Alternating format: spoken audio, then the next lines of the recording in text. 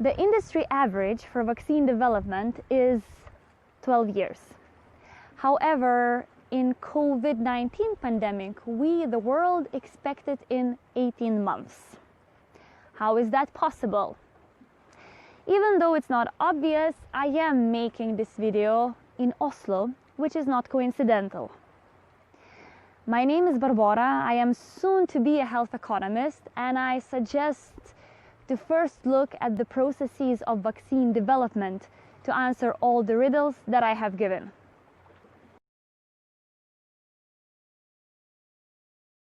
The first stage is perhaps the longest and takes place in laboratory.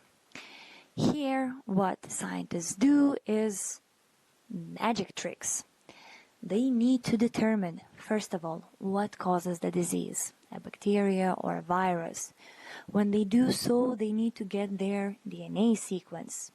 Once they get their DNA sequence, they need to figure out how can they use it for producing a prototype of vaccine, because there are different types of vaccines, one of them using attenuated virus, the other is using maybe just a molecule of a protein, DNA, or RNA. Either way, as I said, magic tricks, mortals don't understand it, scientists do, cool for them. This is the really important stage of the whole of the vaccine development. This is where the basic and the essential science happens. Once they are done with it, and they have the first drops of the potential vaccine, scientists move to the second stage, which is preclinical trials, and that is trials with animals. The first part of the trials with animals is to see whether the potential vaccine is safe, to see if it does not cause danger. So we don't check if it cures, or better said, if it prevents the disease, we just check if it doesn't kill. If we establish that, then we try to see if there are any antibodies being produced in the body of an animal because of the potential vaccine. If it is so, we move to the first stage that is called challenge studies, which means that we are trying to infect an animal with a disease and see how it reacts to the disease, if it survives, if it gets sick, if it doesn't, and so on. If we establish that the vaccine is working, potential vaccine, we then move to the next stage. But before we do so, just a fun fact, in Novosibirsk in Siberia, Russia, there is a monument to the laboratory mouse to signify how much of importance these little cute animals have played in the science of humanity. But as I said, the third stage, which is clinical trials. Here we start research of the potential vaccine on humans. But in the first stage of clinical trials, we test only if the vaccine is safe and only on the volunteering healthy individuals, from 20 to 100 of them. If we establish that the vaccine is safe, at least on those individuals, we move to the second stage, where we research around 100, 300 people, and we try to see if there are any antibodies being produced in their bodies after the potential vaccine is being injected. If this is approved as well, we move to the final stage, in which, opposite to the one with animals, we do not try to infect human beings with the disease. What we do, we go to the regions where there is a high prevalence of the disease, and we vaccinate one group, and then we try to compare how they react or respond in comparison to the control group. If we establish that the vaccine is efficient and it works, then we move to the last stage, which is approval and manufacturing, which might sound easy, but actually it's an extremely complex stage, because to produce vaccine for a few hundreds of people is very different than from producing it for literally billions.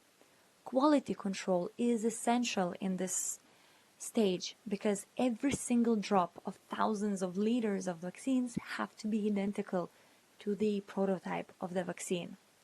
So as you can imagine, it's a difficult and costly process. So we saw that in total, the average is around 12 years. How come we expected in 18 months for COVID-19 pandemic? Reason number one, technological development. If before we would need several years to get a DNA sequence, the computers of nowadays can do it in few hours. If before for vaccines against viruses we could only use attenuated virus, nowadays we can use a molecule of a protein, DNA or RNA to make a vaccine, which substantially saves the time, and each of the different types of vaccines have their own advantages. Reason number two, data sharing and global community of scientists. Nowadays, whenever we get new data, especially on such a stressful matter as COVID-19, it's shared immediately with scientists, and boom, all of them start to work together on it. Well, maybe not together, but they do start to work from the same base, and the time is not being wasted anymore for catching up with scientific developments.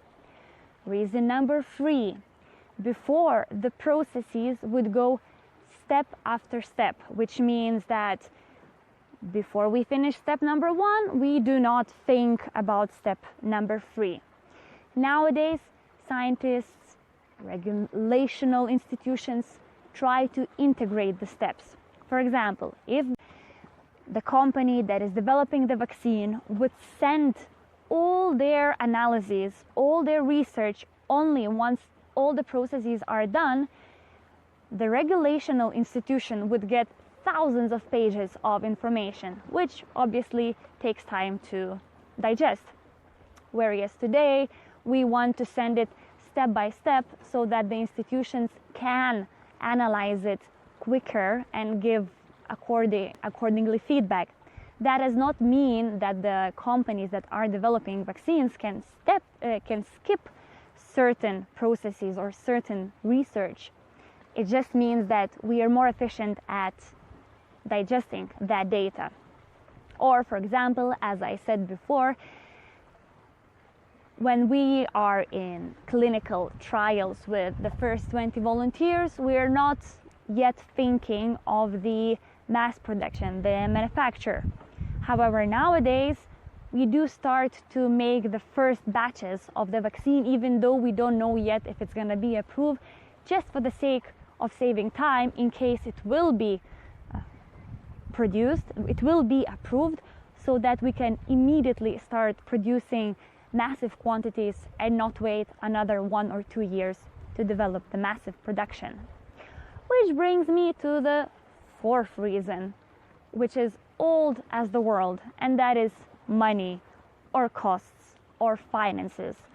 All of what I have been talking about costs enormous amount of money and has a lot of risk. Only 22% of developed vaccines become approved, which means that it is a big risk for a company to uptake. And what I just mentioned about the massive manufacturing before we know if the vaccine is successful, that would be impossible if we were not in Oslo. And that's where the riddle comes out.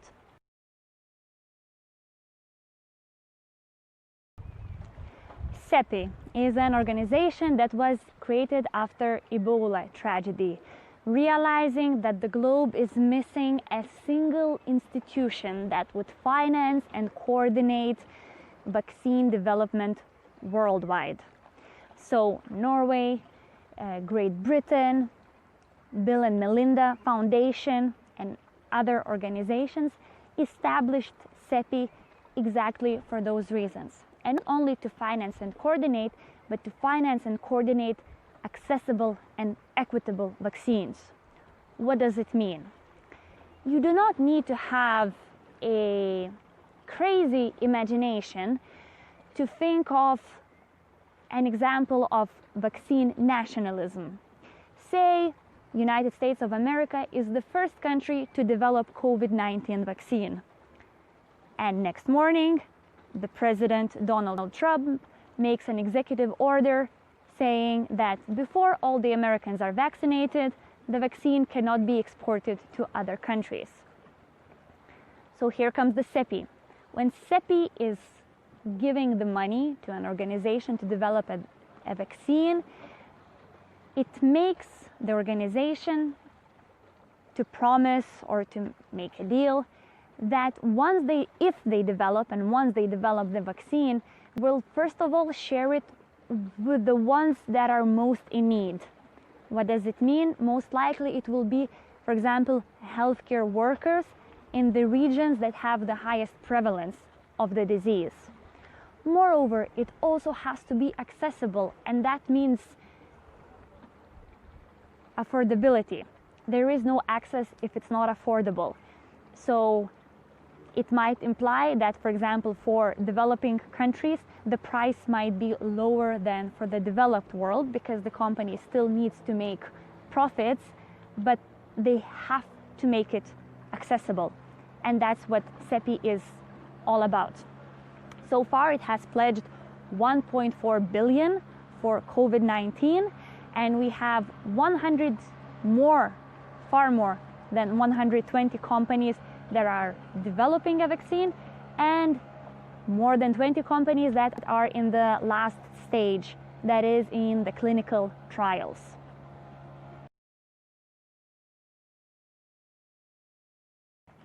Only time will show if and when the vaccine will be developed. I have to emphasize that this video is an extremely simplified version of vaccine development and of what SETI is.